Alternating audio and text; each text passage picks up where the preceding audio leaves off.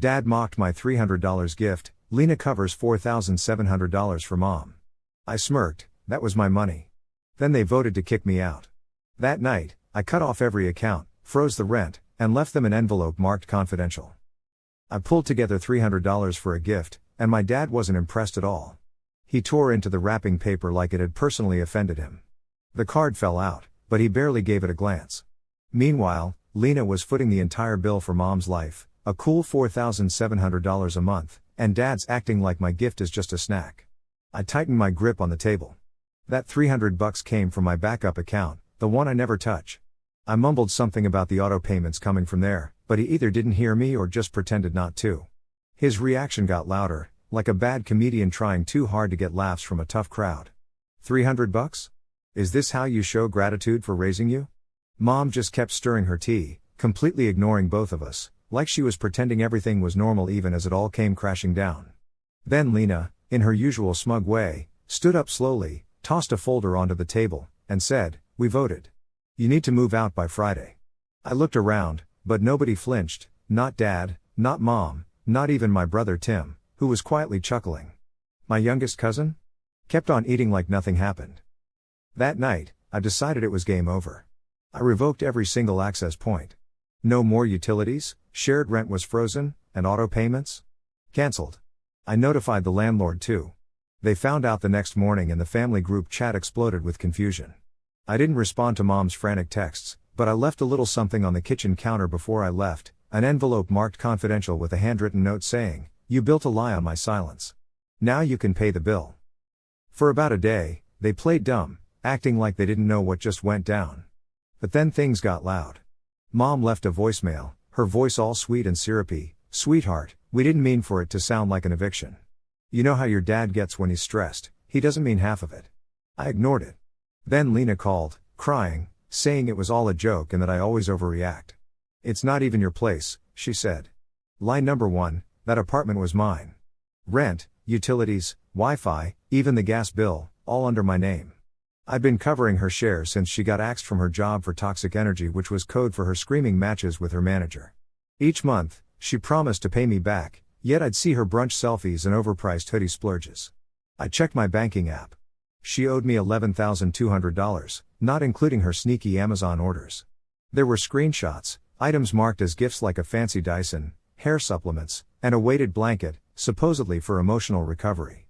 Then she had the nerve to text, asking for $800 for therapy, claiming, "Mom said you wouldn't mind." Little did she know, I'd already locked down the accounts. That's when the smear campaign started.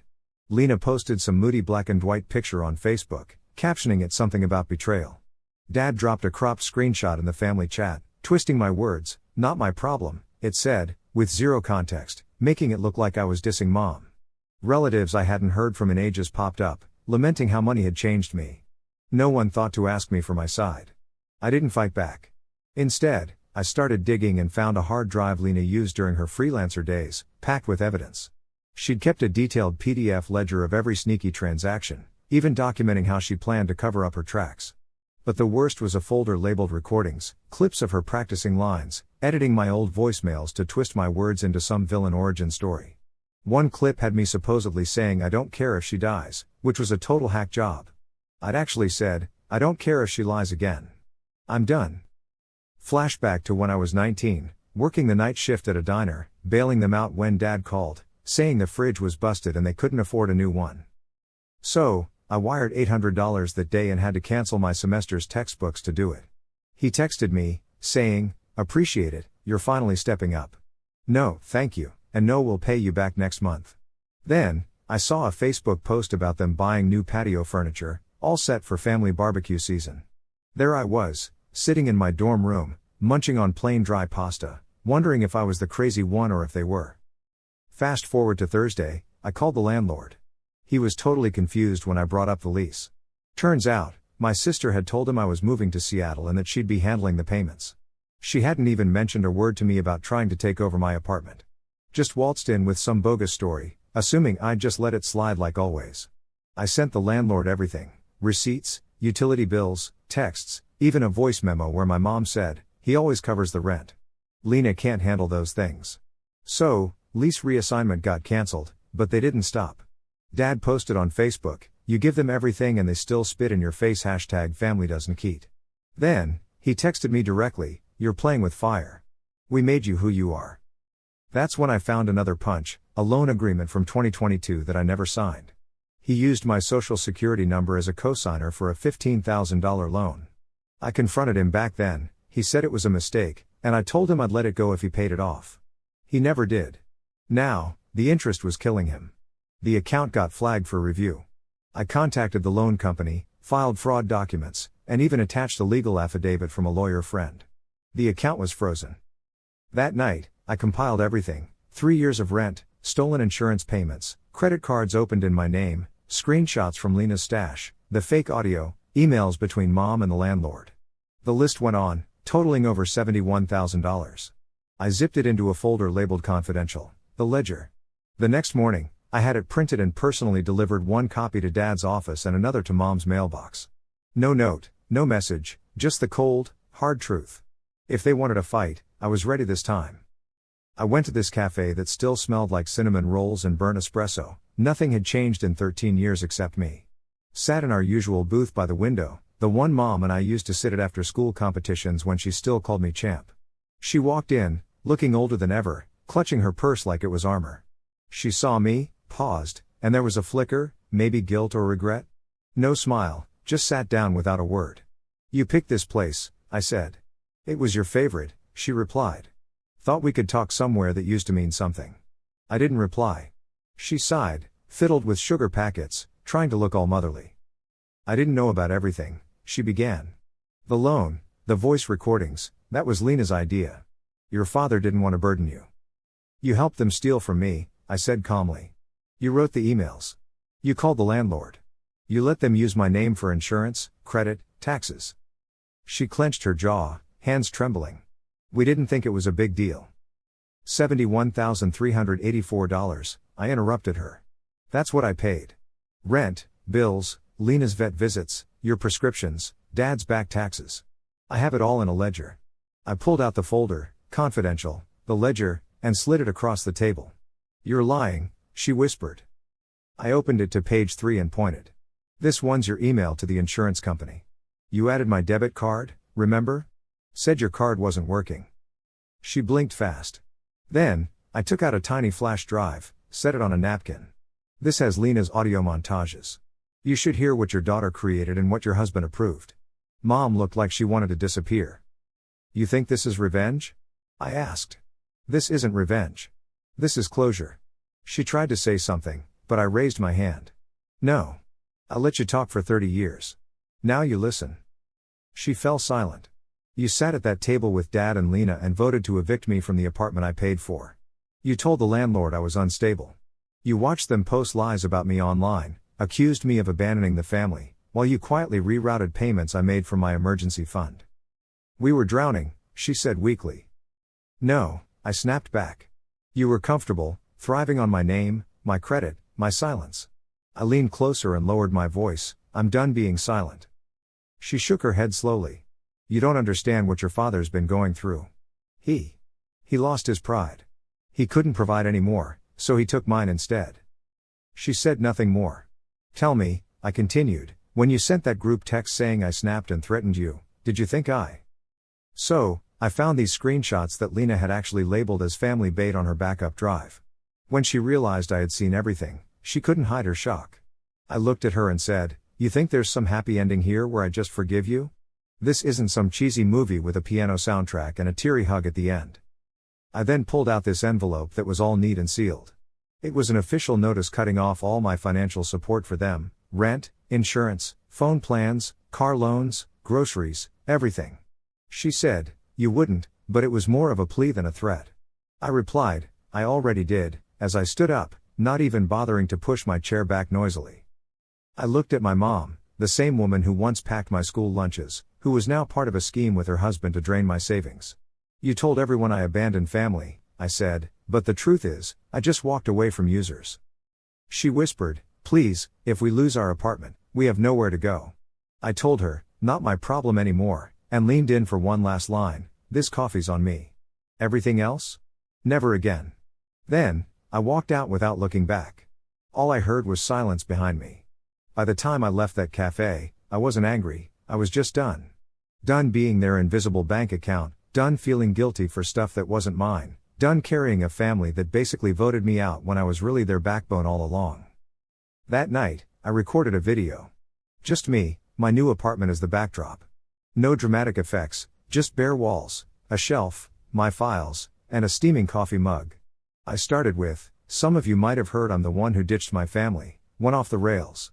I paused, then said, "This isn't a betrayal story, it's a spreadsheet." I then took viewers through every financial transaction, rent payments, fake emergencies, money taken through lies and guilt. I even included blurred out audio clips with unmistakable voices, my sister's phony texts and my dad bragging about using my account. My favorite part was the closing. "If you think this is to shame them, it's not. It's to free myself and maybe help someone else who feels like just a wallet and a family photo." I uploaded it at 9 p.m. By midnight, it had 48,000 views. By morning, more than 600,000.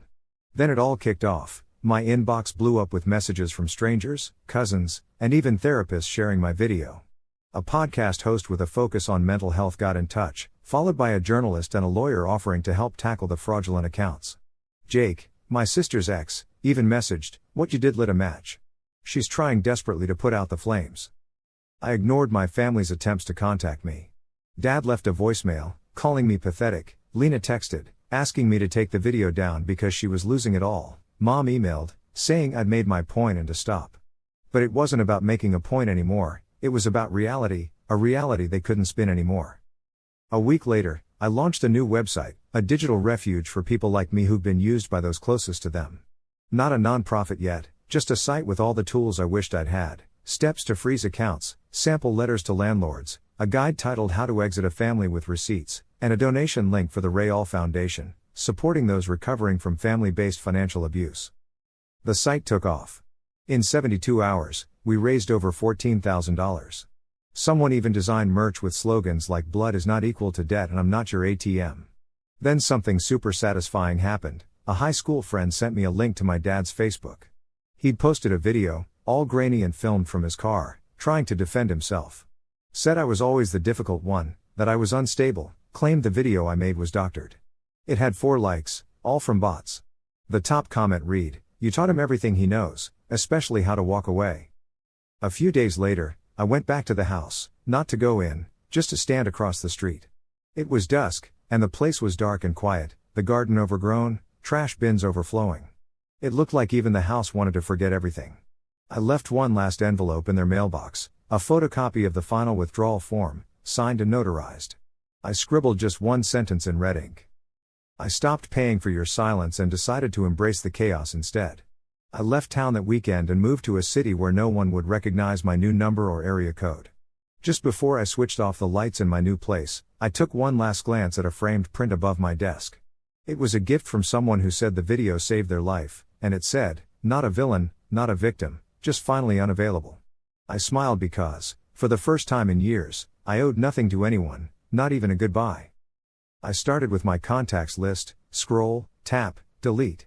Mother, father, Lena, Tim, Claire, Uncle Jim, even the cousin I liked for a brief 5 minutes in 2009, gone. Then the socials. I didn't go on Facebook to post or scroll, just to clear things out: unfriend, unfollow, block. Left the family group chat, exited mom's birthday planning on WhatsApp, declined dad's therapy Zoom invite permanently. I didn't just leave, I left and nailed the door shut behind me. Next up, the apps. Logged into mobile banking and there they were, 6 auto payments with my name. Mom's health insurance, dad's gym, Lena's cloud storage, Tim's Spotify family plan, and some mysterious $8 a month charge for a utility help fund. Honestly, that one was mine from 3 years ago and still running. Laughing, I hit cancel on everything. Then I saw connected users' 5 names, all removed. The confirmation screen asked if I was sure I wanted to revoke access. Hell yes. That night, I came home and cleaned, no ordinary cleaning, more like a ritual purge. I sifted through 3 boxes labeled family stuff. Kept some, but the rest went. A graduation card with a lukewarm "We're proud of you," a snow globe from Lena's apology, the family cabin photo from the time dad got drunk and called me useless, a birthday mug that screamed "number 1 son" the very year they forgot my birthday. Even tossed the handmade ornament from mom from 8th grade. Truth is, you can't half detox. You're either all in, or you're still getting drained. I bought new sheets, all white and clean with no memories attached. New plates, new towels, a new scent for the diffuser, citrus and rosemary, no cinnamon because I didn't need reminders of her kitchen. Rearranged the furniture, flipped the desk, put my bed by the window, and changed the locks. Then I sat alone at the kitchen table with a cup of coffee, my phone buzzing. It was my birthday. Just a single text from PayPal about a $15 refund from a cancelled family subscription. Not a peep from them. And for once, I felt free, no phony birthday wishes, no guilt-tripping messages, no passive-aggressive Facebook posts from Lena. Just me, a fresh apartment, a stocked fridge, and a pistachio cake I got for myself with no frosting, exactly how I like it. I poured a glass of wine, lit a candle, and whispered to myself for surviving everyone else. Took a bite and smiled because this wasn't loneliness, this was detox. Finally, I could breathe. If you haven't yet, please subscribe. And hit the notification bell to stay updated with more crazy real-life stories happening around you.